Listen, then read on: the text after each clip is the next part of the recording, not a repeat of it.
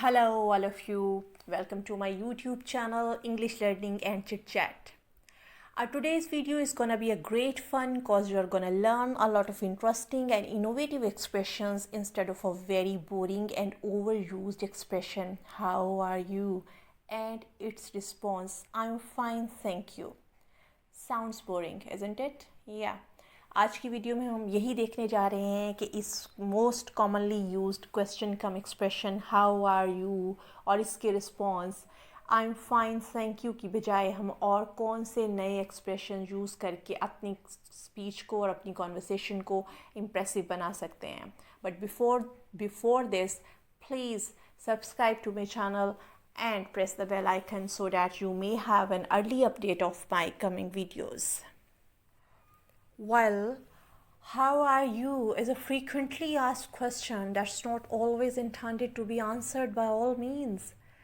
Rather, it has become a kind of hello to start a conversation when you are on a bus or in a train or in a plane or in a lift. सो ये एक बात का आगाज़ करने के लिए एक hello की फॉर्म बन चुकी है अब तो. और ज़रूरी नहीं होता कि आपने इसके जवाब में हाउ आर यू के जवाब में अपनी सेहत को लेके और अपने वर्क को लेके उसका कोई जवाब देना होता है. ये सिर्फ एक तरह से अब तो एक फॉर्मेलिटी होकर रह गई है कि आपने जी कॉन्वर्सेशन किसी से, स्ट्रेंजर भी हो सकता है वो जिससे आपने स्टार्ट करनी है, या कोई जानने वाला भी हो सकता है. तो ये इस तरह से ये एक्सप्रेशन जो है या क्वेश्चन जो है ये एक्चुअली एक्सप्रेशन बन के रह गया है. वेल लेट्स सी कि हाउ आर यू की जगह पे हम कौन से नए एक्सप्रेशंस या क्वेश्चन जो है वो अडॉप्ट कर सकते हैं. जो मैं अभी आप लोगों को बताऊंगी उसे मैंने रफली 2 पार्ट्स में डिवाइड कर लिया है. एक इनफॉर्मल मतलब कैजुअल, जब हम वी आस्क आवर फ्रेंड्स और फैमिली और क्लोज वंस, और दूसरा जो है वो formal when at work place और राइटिंग सम बिजनेस नोट्स. तो उस वक़्त जो हम ये वाला क्वेश्चन या एक्सप्रेशन जब यूज़ करेंगे वो कौन से हो सकते हैं. सबसे पहले हम देखते हैं how are you doing. How are you doing, how are you doing में आर जो है वो बहुत कम अपनी साउंड देगा, तो आपने इसको इसी तरह से बोलना है how you doing, how you doing. Second number पे हम देखते हैं जी how have you been. How have you been, इसको भी हम शॉर्ट एंड फॉर्म देंगे how you been, how you been, how you been.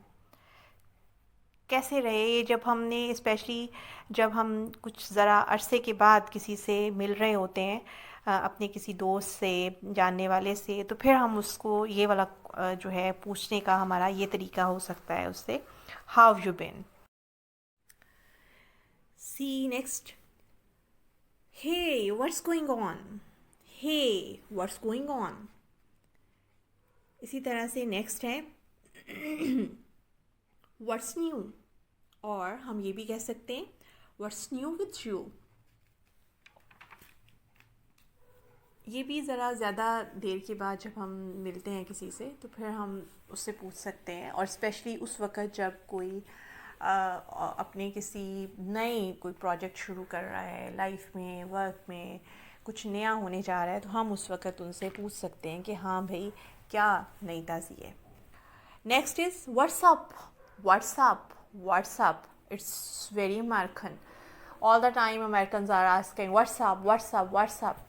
सो ये बहुत ही इनफॉर्मल वे है पूछने का कि भाई क्या हो रहा है. Next see what are you up to. It's British, बहुत ज़्यादा ब्रिटिश में ये चीज़ पूछी जा रही होती है क्वेश्चन के लिए. What are you up to. How are things going. How are things going, इसमें दोनों ही चीज़ें आ गई हैं, पर्सनल लाइफ भी और वर्क भी. ठीक है, दोनों को पूछ लिया आपने. नेक्स्ट है let's see how are you feeling. ये जो है हाउ आर यू फीलिंग जो है ये नॉर्मली आप किसी की वेलबींग मतलब उसकी हेल्थ को पूछने के लिए ही इस्तेमाल करते हैं, बिकॉज़ आपको किसी की इलनेस का पता चला है तो अब आप उससे पूछना चाह रहे हैं कि what are you feeling now. और how are you feeling now. Next is house life. House life common चीज़ है, इसमें आपने सब पूछ लिया उसकी ज़िंदगी के बारे में, टेंशन्स के बारे में, काम के बारे में. So everything is asked. Okay, let's see next. Ola what's new.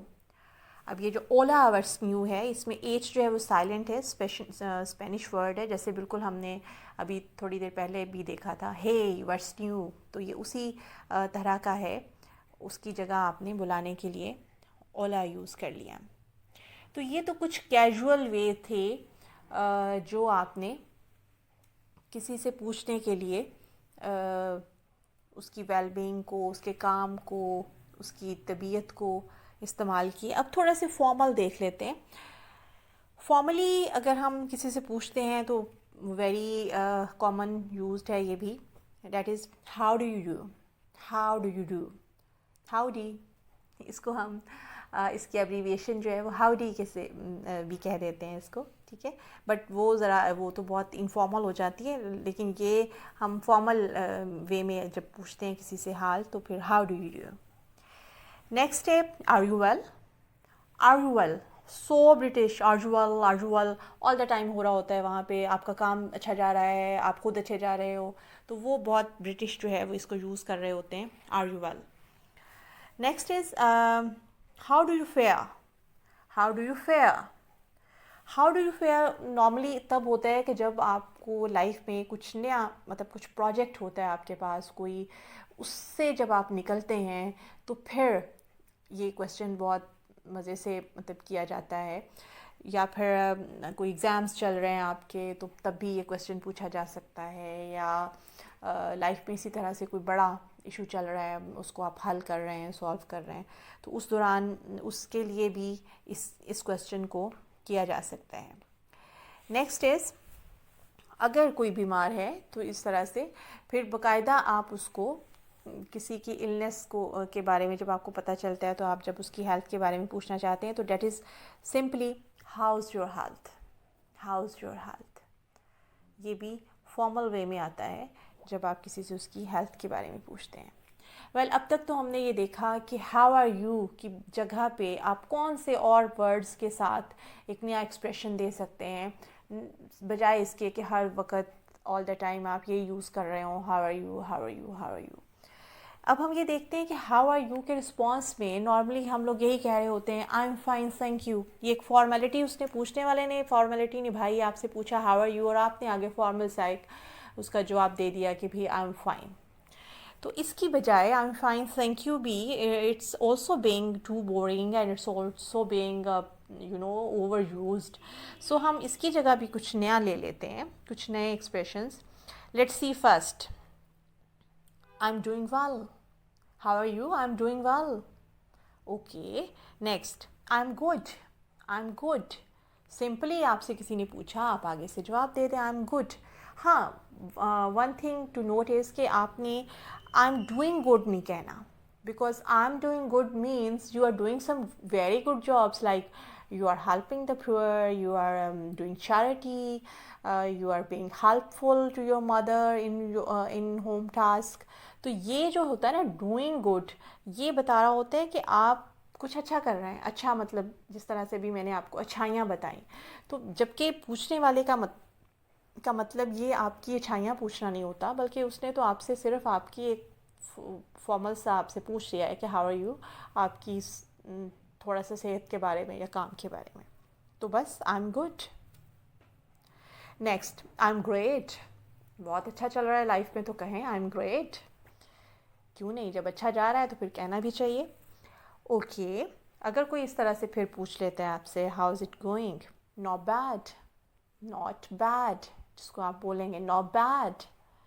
Next, okay, इसके अलावा हो सकता है प्रिटी गुड. कैसे ज़िंदगी जा रही है, तो प्रिटी गुड. ओके, इसी तरह से इसके जो हाउ आर यू के रिस्पॉन्स में हम ये भी कह सकते हैं no complaints. No complaints. No complaints. कोई शिकायत ही नहीं है, सब अच्छा जा रहा है. हम ये भी कह सकते हैं कांट कंप्लेंट. मतलब life is so wonderful, life is so amazing, तो क्यों कोई शिकायत होगी? सब अच्छा है, रियली गुड, सब सब बहुत बेहतरीन है, रियली गुड। और इसके अलावा हम कह सकते हैं नेवर बीन बेटर, मतलब मेरे से कोई पूछता है हाउ आर यू, तो I have never been better, मैं इससे अच्छी कभी हो ही नहीं सकती थी अच्छी हालत में, तो never been better, never been better. Well, we have seen many expressions that we can use in place of how are you and I'm fine. Which one is your favorite one? Please write it down in the comment section. And if you have some other expressions that we can use in place of uh, how are you and I'm fine, also mention them in the comment section. Hope you like and share the video. Thank you.